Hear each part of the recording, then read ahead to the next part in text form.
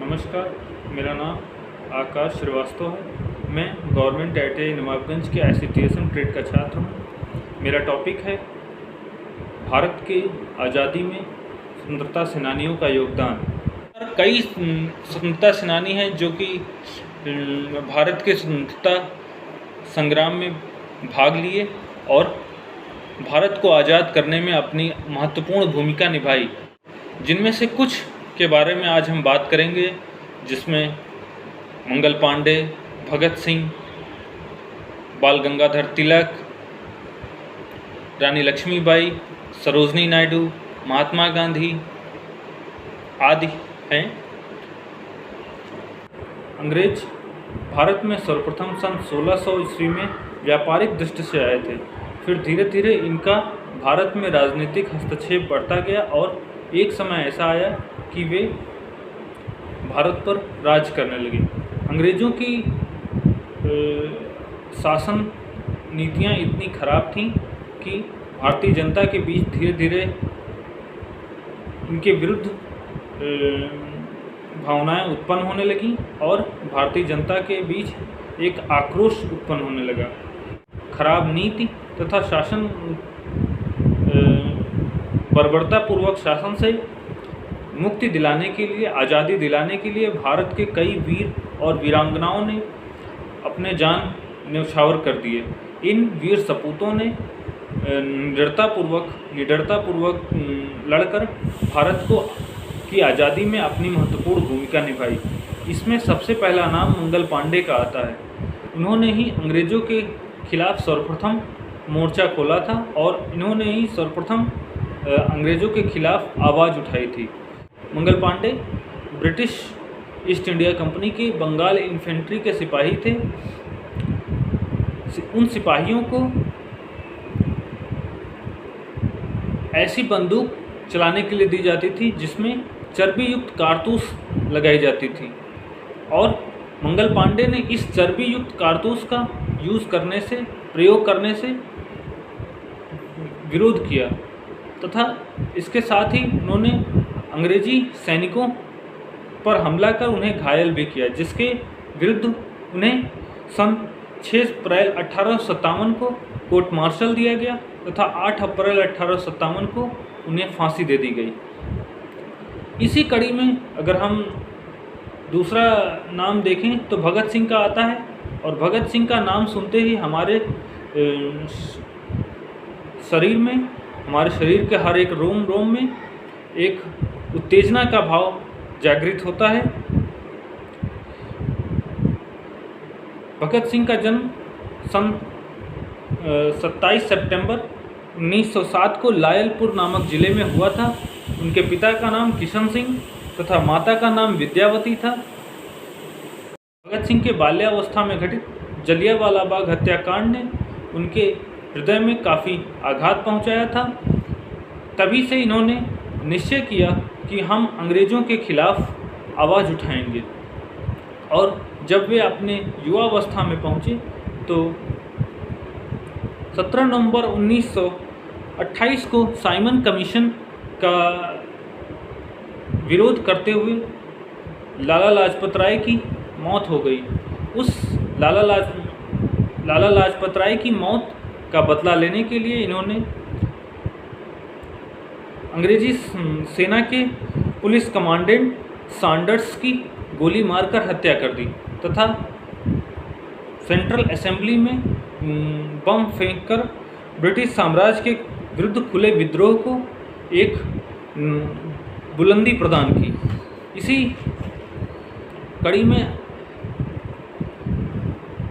एक अगला नाम आता है बाल गंगाधर तिलक का। बाल गंगाधर तिलक का जन्म 23 जुलाई 1856 में हुआ था। उन्होंने पुणे के डक्कन कॉलेज से अपना स्नातक पूरा किया तथा वे फिर शिक्षक के रूप में कार्य करने लगे। अंग्रेज़ों द्वारा किए जा रहे भारतीय जनता पर अत्याचार को वो देख ना सके और उन्होंने अपने शिक्षक कार्य को त्याग दिया तथा सन 1890 में इंडियन नेशनल कांग्रेस में शामिल हो गए और इन्होंने एक अखबार जिसका नाम इन्होंने केसरी रखा का प्रकाशन किया तथा उसमें अंग्रेज़ों के खिलाफ लेख लिखे, जिससे भारतीय जनता के बीच अंग्रेज़ों के प्रति एक आक्रोश उत्पन्न हुआ, जिससे तंग आकर अंग्रेज़ों ने इन्हें 18 महीने के लिए जेल भेज दिया। स्वतंत्रता आंदोलन के दौरान उनके नारे स्वराज हमारा जन्मसिद्ध अधिकार है, हम इसे लेकर रहेंगे ने भारतीय जनता के बीच नई उत्तेजना पैदा की। ब्रिटिश अधिकारियों ने उन्हें अशांति के जनक के नाम से, फादर ऑफ अर्नेस्ट के नाम से पुकारा तथा भारतीयों ने इन्हें लोकमान्य का। इसी कड़ी में एक अगला नाम आता है महारानी लक्ष्मीबाई का।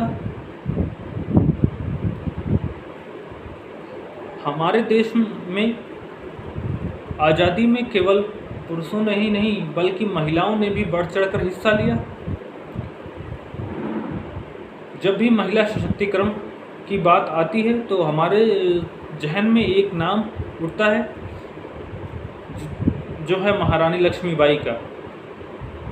उनके समय में अंग्रेजी गवर्नर जनरल रहे लॉर्ड डलहौजी की हड़प नीति के विरुद्ध इन्होंने लड़ाई लड़ी और झांसी को अंग्रेज़ों के हाथ में जाने से रोका और बहुत ही कम उम्र 22 साल में इन्होंने अंग्रेज़ों से लड़ते हुए अपना दम तोड़ा। तो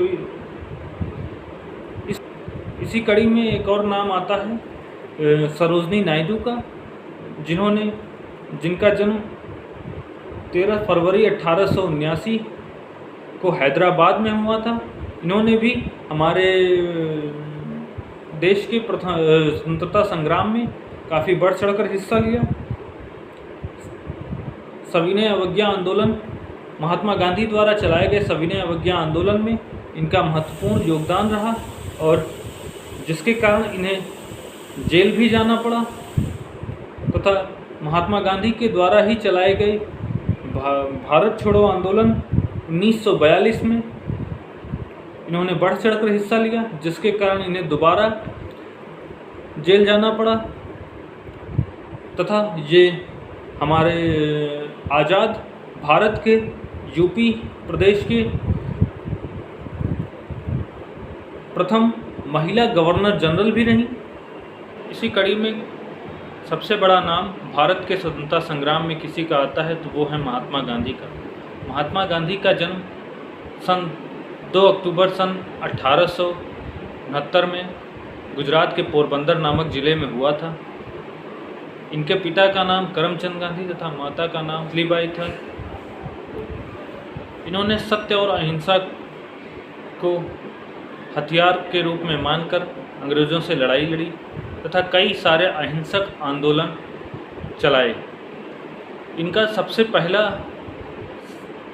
अहिंसक आंदोलन कह लें या सत्य की राह पर चलने वाला आंदोलन चंपारण सत्याग्रह था, जिसमें इन्होंने किसानों पर जमींदारों के द्वारा चलाए जा रहे तिनकटिया पद्धति का खुलकर विरोध किया और उसे समाप्त किया।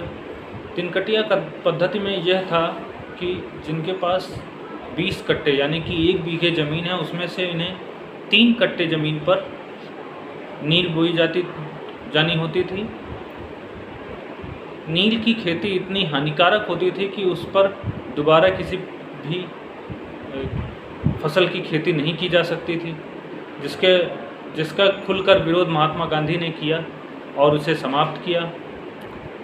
इसके बाद इनका अगला सत्याग्रह खेड़ा सत्याग्रह जो कि 1918 में हुआ।